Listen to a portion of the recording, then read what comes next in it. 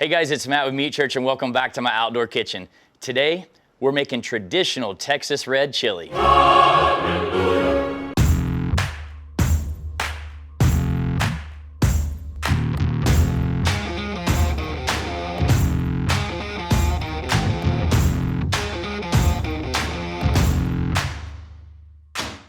There is no more polarizing topic than chili when it comes to the world of cooking.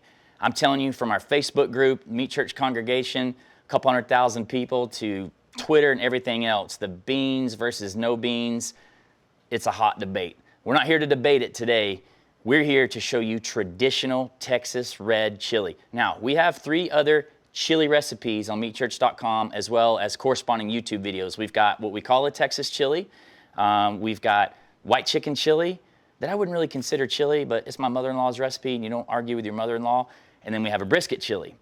So every time we put that stuff out there, it's mostly meat-based, right? Other than the white chicken chili, we have no beans in it because that's not real common in Texas. So we see the wars rage on. So I've always wanted to do a scratch-made Texas red chili and educate everyone on where it comes from and what it means. So this chili is about 2 things: chilies and meat.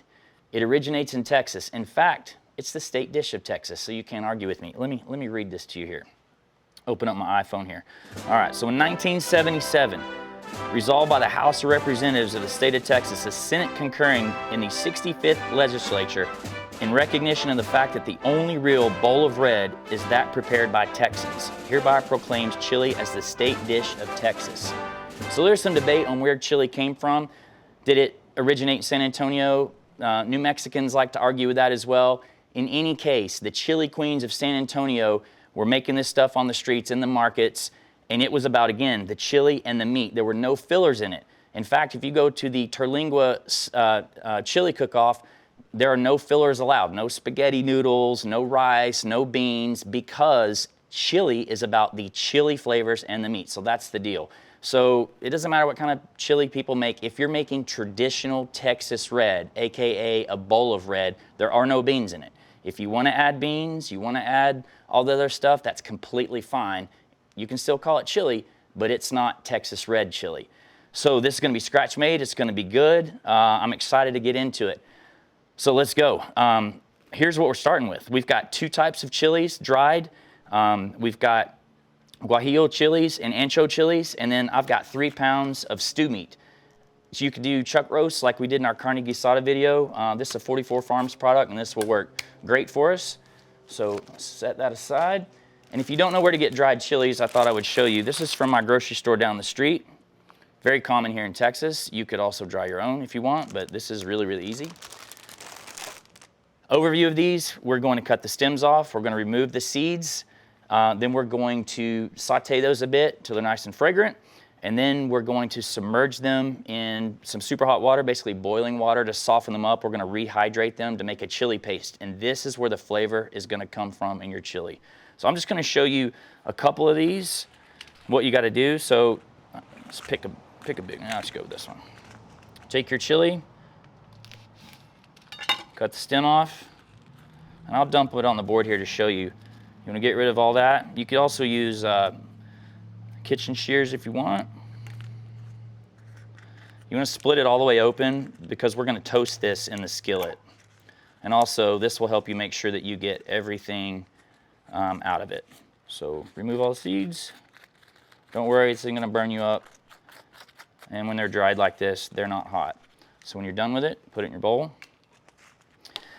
Now I'm going to use, I'm going with, and this is preference, but the recipe down in the description on meatchurch.com, you're going to see 12 guajillos and 4 anchos. You can use different types of peppers. I've even seen people do like up to like 7 different types of peppers, so that's just kind of preference and what you want to do. But this is a really good method, simple with only 2 chilies. So here we go. And this recipe won't be using any dry chili seasoning by default. Now you can add it at the end. We'll talk about that when we get to the end. So let's drop that in the bowl. I'm going to keep cutting these up, and then we're going to put the water in. All right, we've got all of our peppers de-seeded here, as you can see, and basically just kind of split in half. We've got over here a vintage cast iron skillet over kind of medium heat. It's dry, and we're gonna place these in. You're just gonna put these in here till they're just nice and fragrant. You have to do this in batches, obviously.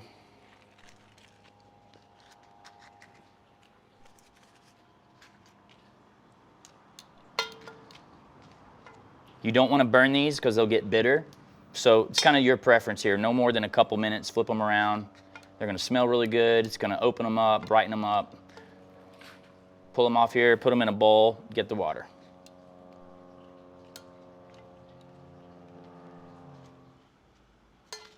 See, that's looking really good right there, and they smell amazing.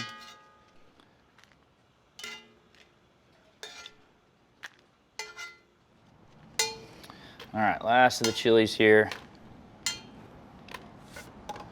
All right, so now what we need to do is we need to soften these. And so we've got some water that's boiling over here, and we're just gonna pour it over it. You could pour water in that skillet.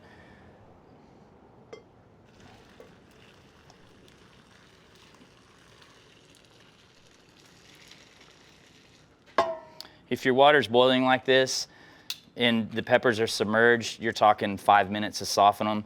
If you just pour water over the skillet and simmer it, could take 25, 30 minutes. You just want these to get nice and soft. And I'm gonna go get my next ingredients. We're gonna make a roux, and we're gonna finish this, this chili paste in a blender. So let me go get my ingredients, and we'll move on to the next step. We still got our skillet going here. We're gonna put about a 1/4 cup of oil in it. We're gonna make a blonde roux. So let's heat that oil up. Then we're gonna add some flour to it. You know your oil's hot enough when you put a little pinch of flour in, and it'll fry it. All right, so this is probably a little less than 1/2 cup. You gotta stir like crazy.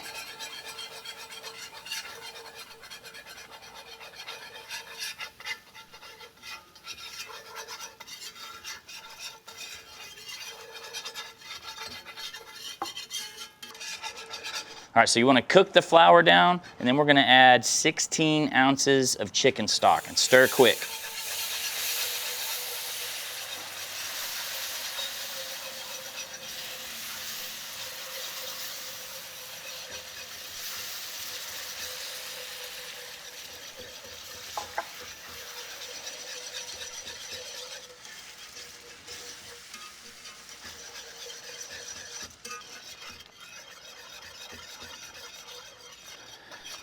All right, blonde roux, don't want to cook it too long. We're going to kill the fire. Let's let that sit for just a second, and let's go back to check on our chilies. They should be nice and softened by now.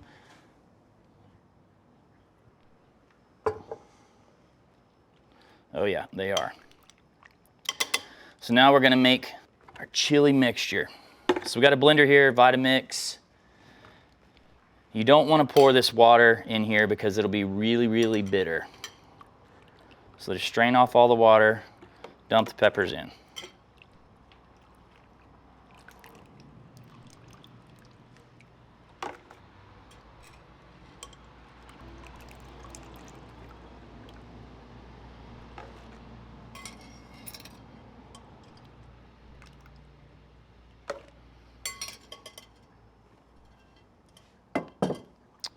Set that aside.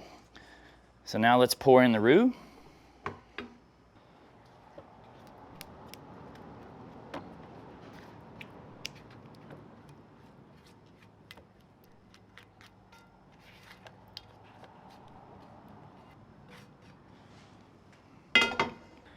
All right, we're gonna throw in some garlic, 3 to 5 cloves. I like garlic. We're going 5 big ones.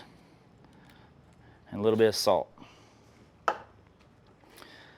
And you just need to blend this up until it's nice and smooth and set it aside while we move on to creating our spice dumps and browning the meat.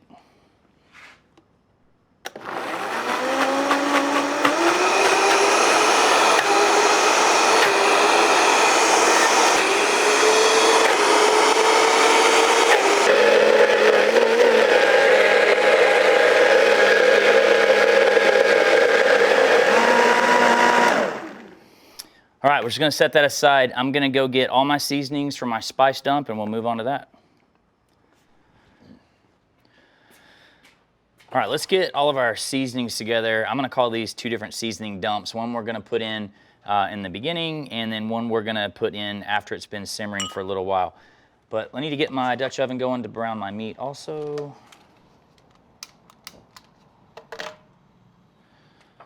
You can use oil, I'm using lard.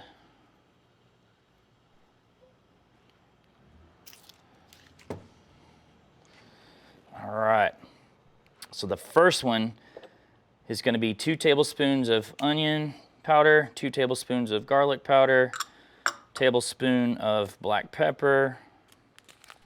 I'm gonna add some beef bouillon, a couple.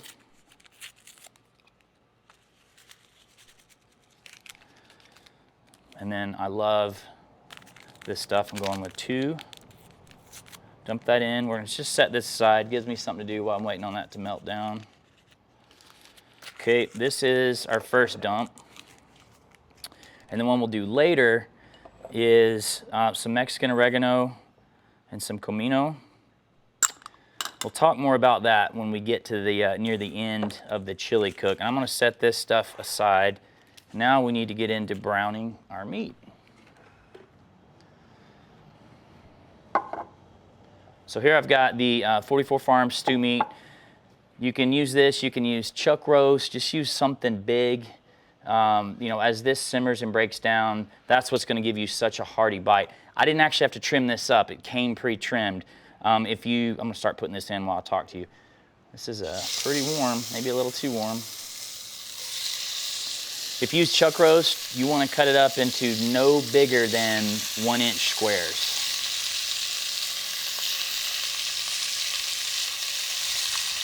Probably gonna have to do this in batches. You're gonna wanna use 3 to 4 pounds, and you don't wanna overcrowd the pan. So I'm just gonna fill the bottom of the pan. I'm gonna brown this, much like we did our carne guisada. I'm gonna toss it around and just get nice sear and browning for like 6 to 8 minutes. And then we're gonna drain off the liquid that's come out, and then it's gonna be time to make the chili so we can simmer it.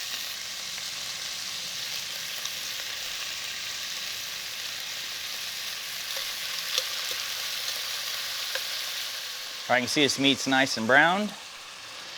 Gonna pull this off because I actually need to drain this Dutch oven. We're gonna cook the chili in here, but I don't want all this excess fat in here that came out of this stew meat. So let me get this out of here. I'm gonna go drain the pot, and then we'll compile the chili.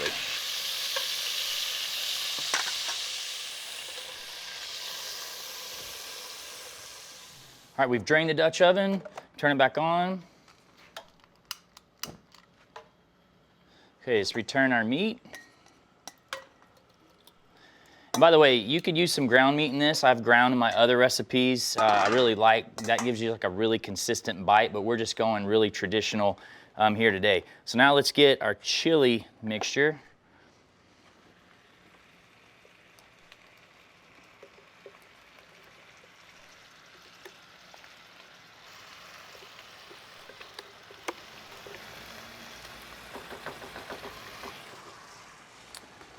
Okay, now let's add 16 ounces of beef stock. Now there's lots of Texas red recipes out there.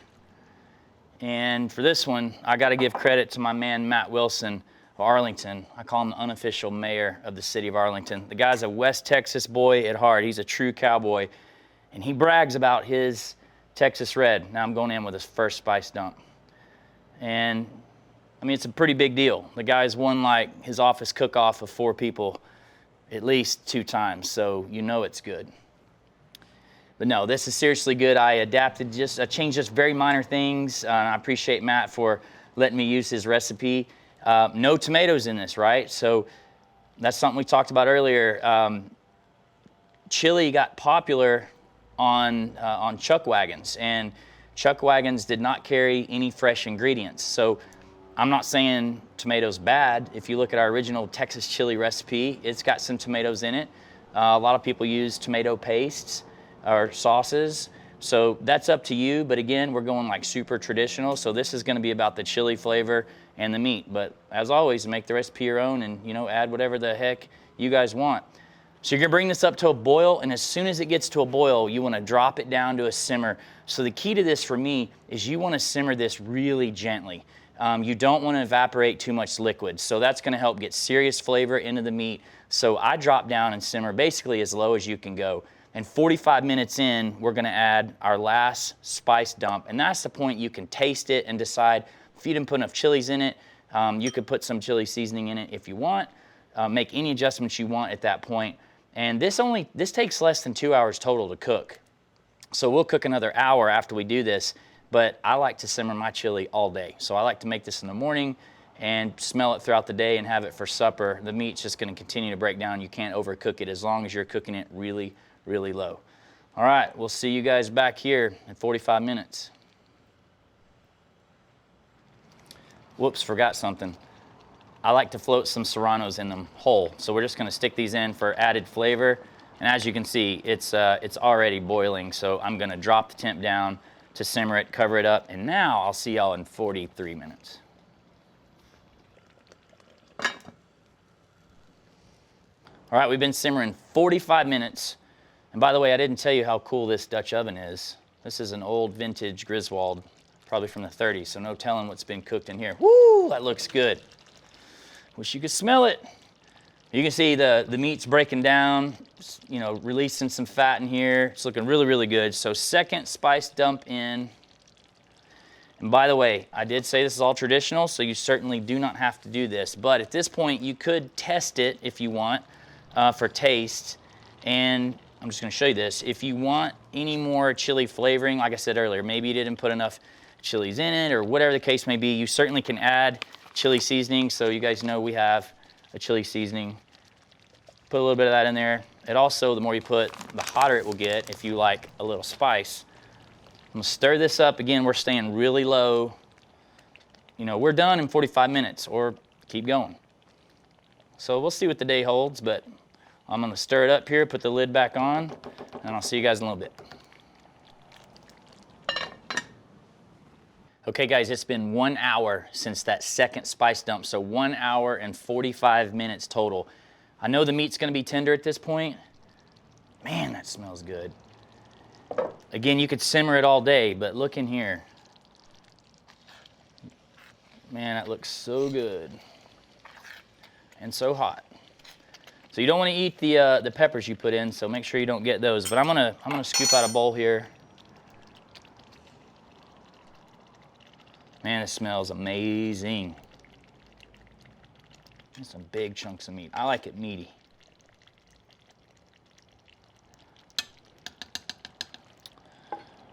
Well, this looks and smells amazing. All right, let me kill all this stuff over here. All right. Well, you know, this was a little extra work, clearly. But I love cooking, and I think, you know, some of you, they're gonna love taking the extra time to do this. The question is gonna be, is the juice worth the squeeze? But I always say, you get out of it what you put into it. So there's something about taking the long way home at times. I know this is gonna be hot. Huge meat chunks, again, what I like.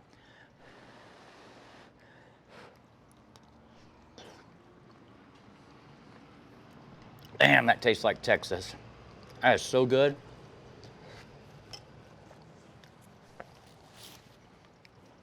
That's about the chili and the meat. I'm telling you, that's traditional Texas red chili. There are no beans in that type of chili, and there's actually no debate for that. That's just the deal. If you want to make the old school Texas red chili, I would try this. Give it a shot. If you don't want to spend that amount of time, again, we've got other recipes, more of a quick chili you guys want to throw down, but I would take the time to do this. There's something special about this old school way. I love it. Never gonna get old with me. So you guys like this, like what we're doing, please like and subscribe. Weekly cooking videos on this channel. All the recipes down below in the description, and as always, they're also on meatchurch.com. See y'all next time.